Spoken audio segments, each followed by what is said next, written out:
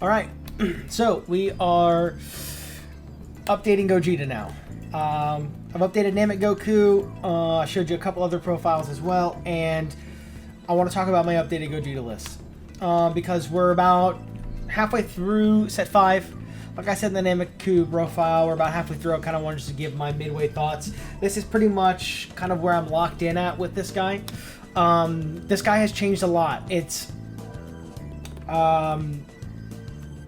I think it is also kind of an overlooked deck. I think this leader is really powerful.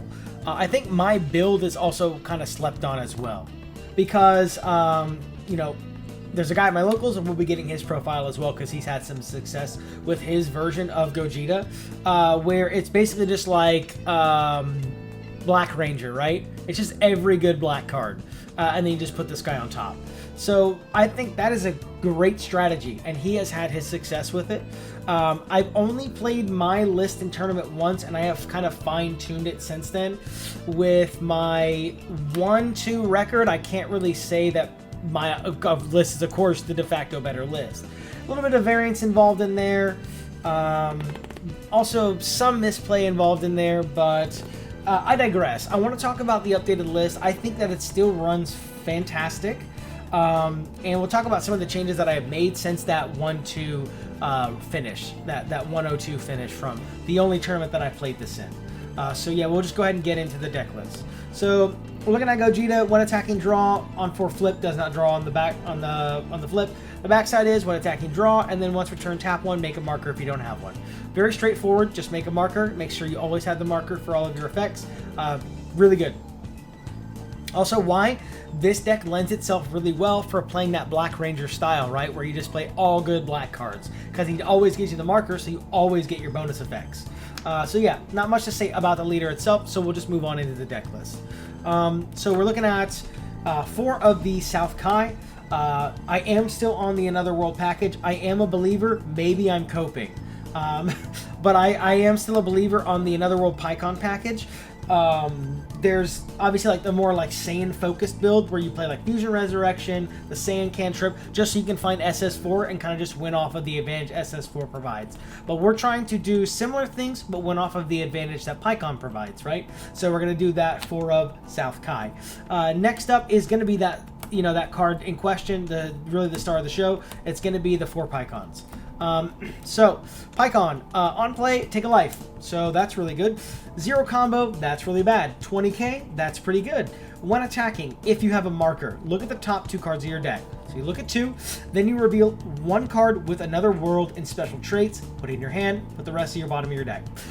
Yes, this guy bottoms some very good cards. However, this guy basically has a foil in Pan. So let's talk about Pan for a second. All right, so let's have a look at Pan. First of all, she's cute, so she already kind of has points over Pycon. Anyway, on play, you take a life. So, on play, take a life. This one's got combo power. This guy does not. When attacking, instead of check top 2, you tap 1 and draw a card. If you remove the marker for the skill, you can bounce a 4 or less. So, she is a bounce if you spend the marker, or just tap 1, draw. So, obviously, the upsides to Pycon is you don't need to pay an energy. You will more than likely not whiff. There's 30 cards in this deck that are Another World. Obviously, that means there are 20 cards in this deck that are not Another World. So, he has a lot of targets. A lot of them are 10Ks. A lot of them are bomb cards. A lot of them are Pycon. If Pycon can add Pycon, it's very good. So, it's kind of like this is the guaranteed draw, and this has combo power. But this guy you don't have to pay for, and whenever you get multiple of this guy out on board, it starts to very quickly become a problem for your opponent, because you are more than likely going to be adding a card to your hand twice a turn. So, I like this guy, obviously, because I'm playing the Another World package. This is also a good card. I think both options are good. She is also Saiyan in traits, which has synergy with a lot of the other good black cards. So it's really up to you, right? Which builds you want to play. Obviously, I prefer Pycon, so we have 4 copies. And also, something else I think it's kind of gives me a little bit of bias, which I'm definitely like debunking my own argument for this guy. Fusion Reborn is just like my favorite Dragon Ball movie. So, of course, I want to play the Fusion Reborn cards. And, I mean, come on, look at this guy's alt art. That's crazy. Although the new Pan alt art is fantastic, so can't knock her. So, next up is going to be 4 of this Vegeta. I still play 4 of this guy because he is 10k combo, and he is a life taker in a pinch. Also, the 10k buff, when you have a marker, is any card. So you can play this guy and buff the dual attack Goku to 10k. You can play this guy and buff Bardock 10k if you want, and then combo him off board. You know what I mean, to get that extra Bardock effect. But yeah, I think this card's good still. Do you play this guy, actually play this guy on board very often? No, not really, but there's applications. It is mostly for 10k combo and Otherworld that you can add off of PyCon. Same thing with this guy. So I'll talk about what I cut for this guy, because this is a more recent addition. I like this card.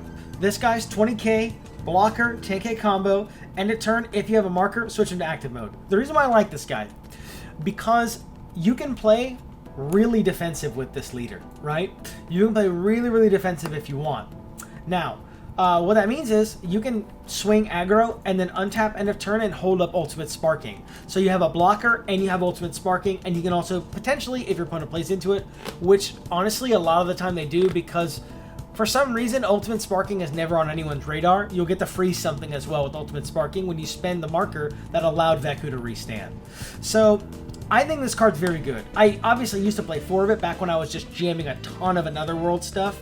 But this is one of the cards that was on the chopping block. It's been in and out, and currently it's back in because I think this card is kind of just worth the slot. I think paying 3 energy for this guy on like a later game scenario, if you already have some sort of established board, is very good. And if you don't, it's just 10k combo. So yeah, that's going to be Veku. Moving on to the rest of the Another World stuff, it's going to be 4 of this Vegeta. 10k combo, Another World, the effect is good. Does it come up all the time? No, but this card is good and does come up. Just KO 3 or less. I mean, it's very straightforward. Swings neutral at life, 10k combo. Card's definitely good. Still on 4 of the SS3. Dual attack on play. If you remove the marker, you draw 2 cards. It has combo power. This card's good. And it's Another World. It's very, very good. It's kind of like your closer alongside Bardock, but oftentimes I don't really use Bardock to win the game. I honestly use Bardock more if I need to get something off the field, because he just KOs anything. Then we're looking at 4 of the super combo, because you can search this one with PyCon. That is another thing I really like about PyCon. He searches your super combo. So it's very good. So we're looking at 30 Another World cards. In total. I honestly wish that I could go back to like 32, 36. There's just simply no room. I said that prematurely. That's not all the Another World cards. There's 2 Ultimate Sparking and 2 Soul Punisher as well. I used to play 4 and 4. That was when I had more Another World cards. You definitely don't need to play 4 of this. You definitely just get away with 2 of the Soul Punisher. This card is very good though. It's just for 4 years KO 2 of anything, because you're only going to play this card if you're removing the marker. I want to play 4 Sparking. If I can go back to 32, I want to play 4 of this. This card is very good, but it ended up getting cut because you can just get it back with Hercule, and there was just other stuff that needed to go in the deck.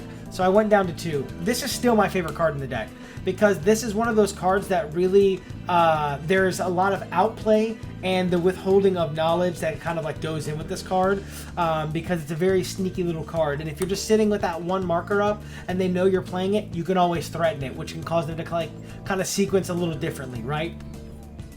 So yeah, 2 Sparking. I think the card's great. Now, the non-Another World stuff. So yeah, that's going to be the 30 Another World cards. So the non-Another World stuff, let's talk about the more generic black cards we have in the deck. So we're going to play 3 Kakarot. So I cut one of these for Veku. The reason why I cut one of these for Veku, this card is only good turn 1. Is it very important to see this turn 1? Absolutely. Man, this card sucks to draw late game. It sucks to draw multiples. Yes, it just becomes energy, but we want more Another World names. I initially only played 2 in my OG build of this because I wanted more Another World cards, but I ended up kind of conceding that this card is kind of too important if you lose the die roll. So I went up to 4. I've cut it back to 3 because I just always see a surplus of this guy, and I feel like it's just kind of not necessary to play 4. But that's just my take. What is necessary to play 4 though is Hercule, because this card late game just keeps you afloat, keeps you with that advantage that your opponent's just not going to be able to keep up with. 2 Giru because this sort of effect is just really important for this format. I think being able to KO pesky 1-drops, yeah, it's just important. There's all kinds of cards we need to get rid of. 1-drop Bulmas, 1-drop sharpeners, all that kind of stuff. Just get combo off their board as well. Super good. Pair up. This card is never going to be bad. This just says that can't attack. Well, I shouldn't say it's never going to be bad. It could get power scaled, but this sort of effect is just really good for kind of the strategy that we're trying to facilitate here. 2 of this Trunks. This was an oversight on my end as well when I first built this deck. This guy is nuts. This protects all of your non-Trunks GT cards. This card's super good. It protects Pycon. It protects your secret rare. This card's nuts. So yeah, we definitely play 2 of this guy. And it's a life taker. So it's only while you have a marker, but it gives you that protection where they cannot be removed from the battle area by your opponent's skills, period. Very good. 2 Son Goku GT. So we're only playing 2 of this, kind of mostly because I just only have 2. Honestly, I don't know if I'd play 4. I'd probably just play 3, but yeah, if I had a third, I would definitely play it. But I only own 2 of this guy, so it's just going to be 2. 2's worked out fine. It's like, you draw a lot of cards with this deck. Unfortunately, this guy can get bottomed off Pycon, but, it is what it is, right? You don't absolutely need that guy to win, but yeah, that's an Egyptian God card. It's too good. 2 Glorio, 10k, comes in for 2 most of the time. If your opponent has a marker, you get the draw card. Just 1 Bardock. This is just the cheeky 1-up double striker. You do not need this card to win. This card is very good, though. KOs anything, so I just figured we would include the 1. It's mostly for the activate battle. If you have 2 or more cards in your combo area, you KO anything. Double strike definitely comes up to win games, but and then 2 times 10. We have Giryu, so there's that, and also Vegeta can KO stuff too. This card's nuts. I did have 3 of this, but I cut one of these so that I could put the Veku in, because I wanted more 10k combo in Other World. So I cut one of these to put in Veku. Veku, very good card as well, but this is just such cheap removal, right? This is like Lightning Bolt. This deck kind of feels like playing Jund. Like if I have anyone that ever played Modern Magic the Gathering, this is like Damnation. This is like Bolt. Pycon feels like Bob. Feels like Dark Confidant. Super good, right? There is no real Goif card, right? There's no super cheap Tarmogoyf-like card, but yeah, I really like this deck because it plays that mid-range Jund-like style, and I always loved Jund when I played Modern. So, but yeah, I digressed. I mean, I'm kind of rambling at this point. That's my Gogeta deck list. Let me know what you think.